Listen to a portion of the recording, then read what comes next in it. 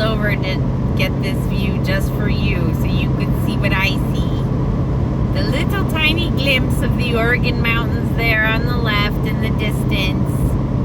They're just sort of in the atmosphere right now, especially on such an overcast day. But that was how I saw them the first time, on an overcast day.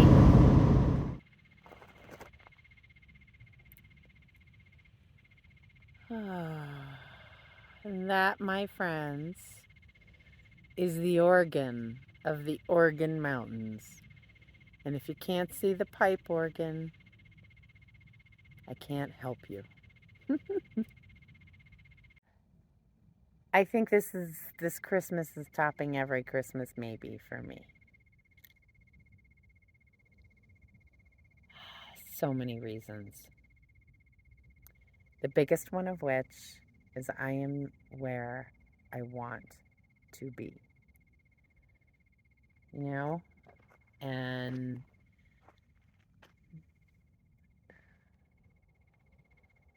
wow. You know, the first year on the road, I got stuck in a parking lot in Walmart parking lot in Miami because my rear shackle joint busted. That was a fun Merry Christmas morning for me.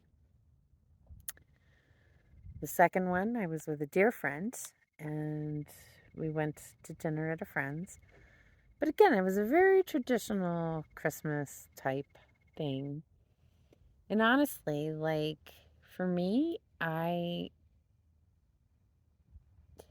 don't feel comfortable in them. And it's because of my own expectations of the moment, right? Like, I have grown up with expectations of what this day is all about.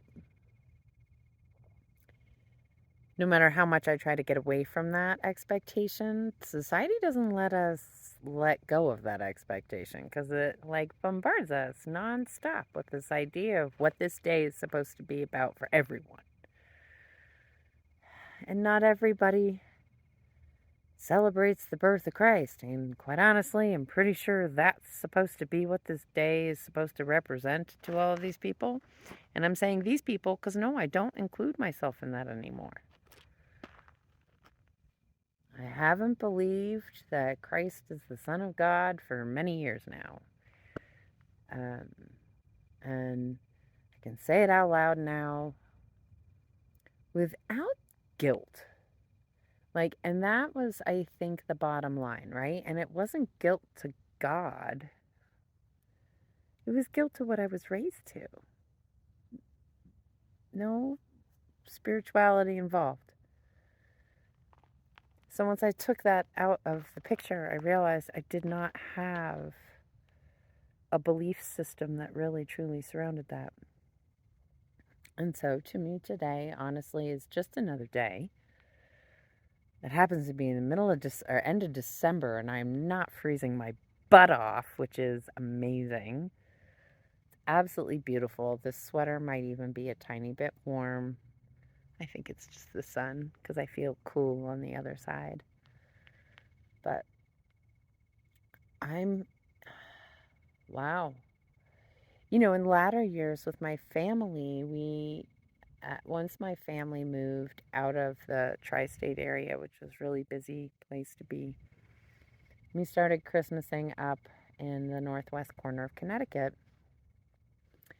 And that's when I actually started to feel more like I liked the holiday because members of my family would want to go for a hike. So for me, what would make the day spiritual is to get to spend it in what I believe is the most beautiful cathedral of all, which is the nature that surrounds us. And look at that gorgeous pipe organ. If I listen, I can hear it in my head.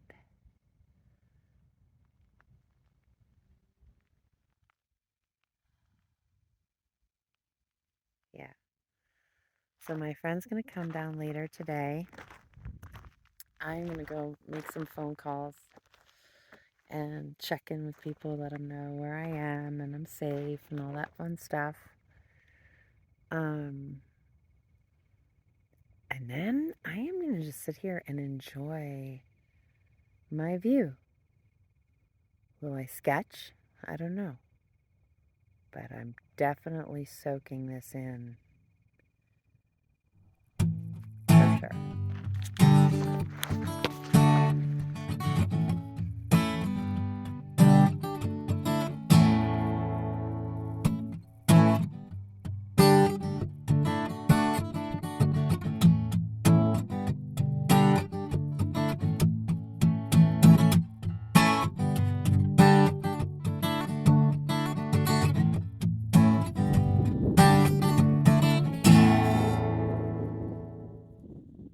Doesn't even look real. Wow. All right, everybody, this is where I'm going to find me some birthstone. That's right. We're on a big peridot hunt. Dun, dun, dun. Just look how fake that looks. I mean, it doesn't look real. It really doesn't look real. It's the coolest thing ever. So that's like where the magma like exploded out of. Now water collects there once in a while and dries up. But yeah. I think this entire area was cool, cool, cool. My friend is down scouting the path.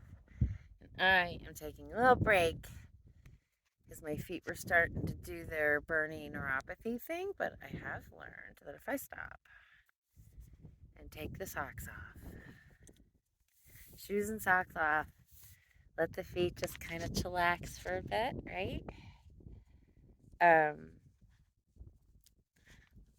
All those things can kind of realign. You know, I'm not making them work, I'm resting them. I can start imagining the blood moving right into my toes, doing what it needs to do. And I can touch each of my toes to feel them. Some of them don't have any feeling, but that's okay. But yeah, so that's how I do it, tiny bit at a time. And I'm doing this with a friend. So I would never do this hike by myself. Because the chances of me getting hurt or overexerting myself without realizing I'm overexerting myself are too close right now for me. I do much better when I have company, because that company helps me to remember to do things that are important for me to take care of myself just by their presence. I don't have to say anything, although, like, this friend of mine, I can trust to say things like kindly or with a sense of humor that I get, so I don't feel picked on and I don't feel like I'm being pushed. It's actually like, you know, it was just very cool being able to hike with somebody who, you know, can let me hike my own hike without forcing the issue. But I really wanted to do this, and they were willing to take me on this hike, so yay. And it's just beautiful here. Look at this behind me. I mean, right? You cannot. Such a perfect day for this.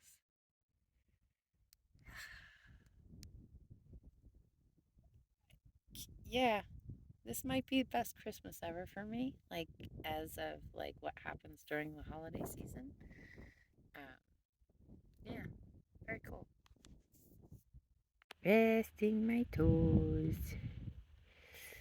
See, I can wiggle almost all but these guys. Yeah. First, I'm going to show you this big giant chunk. So this is a combination of peridot and hematite. So the black you see is hematite. There is some really dark green peridot in there, but much of it is like the yellowy green that you see, like that.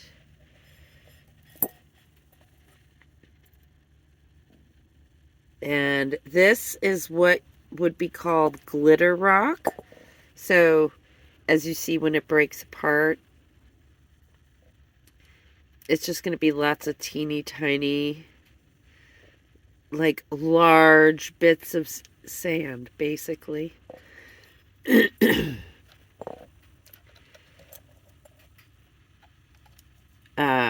yeah, so this is specimen number 1. So very exciting. This is all a mixture of peridot and hematite. And you can see there's not a whole lot of big specimens, but they're quite lovely, some of them. And I'm thinking of different creative things to do with my little find here. That's kind of a really nice looking one, isn't it? Yeah. So that was my peridot. I don't know how you want to say it. Everyone has a different way. I've always thought it was a French word, so I say it like it's a French word. I don't know. So, this is the peridot, and then we also went and found, I think it's Pico diamonds.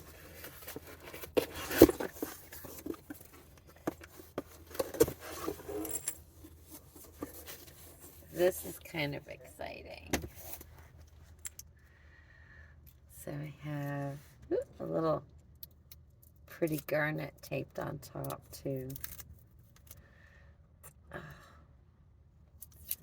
It's a lot of fun. I did not find the garnet. My friend found the garnet.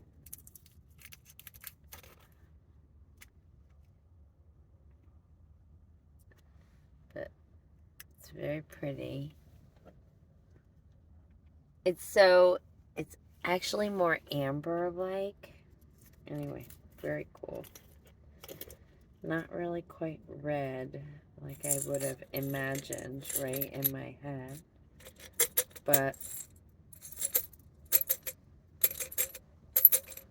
I am just going to put down a few of these on the table so you can see what they look like. So these are some of my nicest ones that I found. And look how teeny tiny. I found these with the naked eye. This is one of my much bigger ones that I found. What makes them, you see their facets, so it's what makes them so special. These are just some different colored ones that I found that were fun and pretty.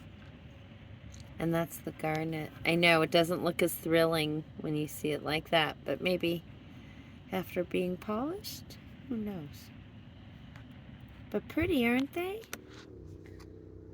I had such a good time hunting for these. And whenever I found one of those teeny tiny ones, boy, did I let out a squeal. Like it was, 5. And it felt wonderful. It's just an excellent day. I had a grand time.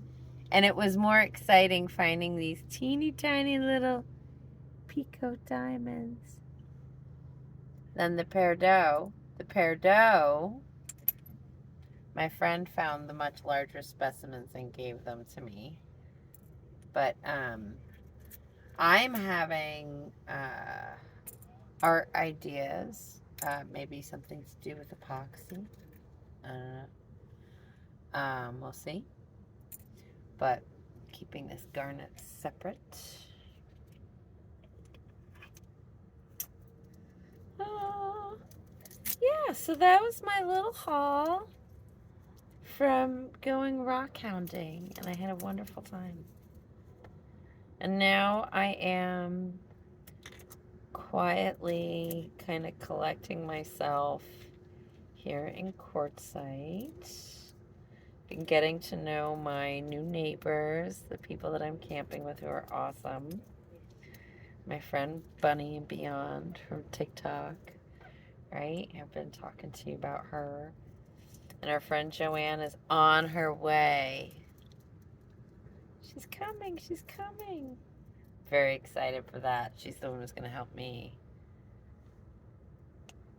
get organized. Or at least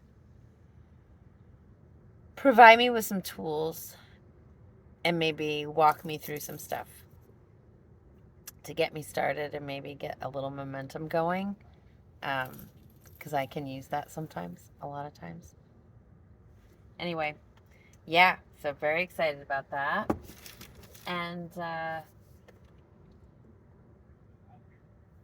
yeah, so if you like today's, stick around. After this is going to be a time lapse of me painting the spirit of Monticello. So stick around and hang out for that. But if you like today's video, you can give it a thumbs up, subscribe to the channel if you haven't already. And if you'd like to contribute to keep me going on little adventures like this and moving forward and full of art supplies and all the fun stuff, all the links are below in the description. So without further ado, here is the spirit of Monticello. When I got back from that wonderful hike, I was inspired and was given space at a friend's studio. Finally able to sit down and really put this painting on paper. I had been painting it in my head for some time, and it was just the moment to be able to get it down. And as I look back on this, I am a little bit awed by my own ability as I watch how I just follow what was in my head. It still shocks me when I watch it back. But you can see what I'm doing here, just slowly building the clouds and bringing atmosphere into that horizon behind the mountains, letting there be a little bit of that turquoisey color that happens with storm clouds. Just turning vertical. Going vertical. You know, when you're working with gouache, you can work both flat on the table and on an easel. As you saw at the beginning there, I was treating the gouache more like a watercolor, and now I'm truly treating it like gouache. Going in and working with it as an opaque medium, blurring my edges, creating atmosphere, bringing clouds across the blue. And I really just, you can see, filling in the voids where I already had white is where I'm going in.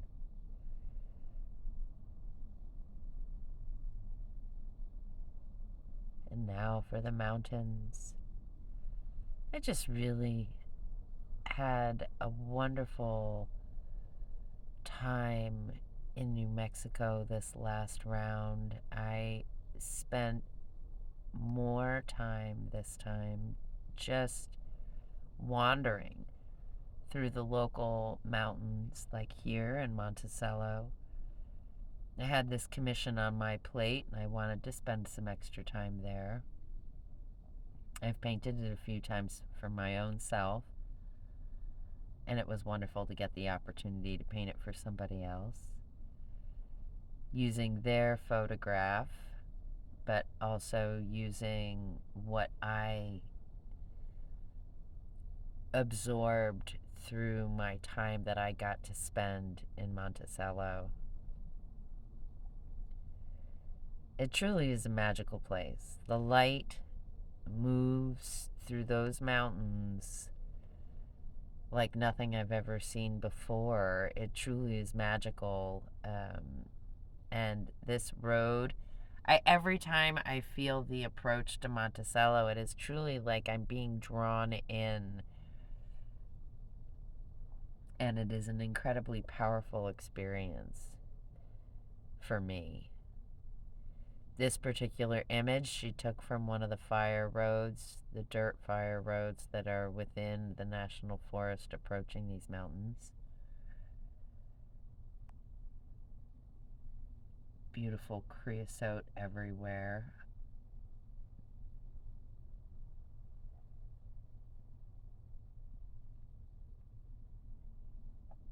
And there it is. Oh, the spirit of Monticello. Take care, everyone. See you next time. Bye bye.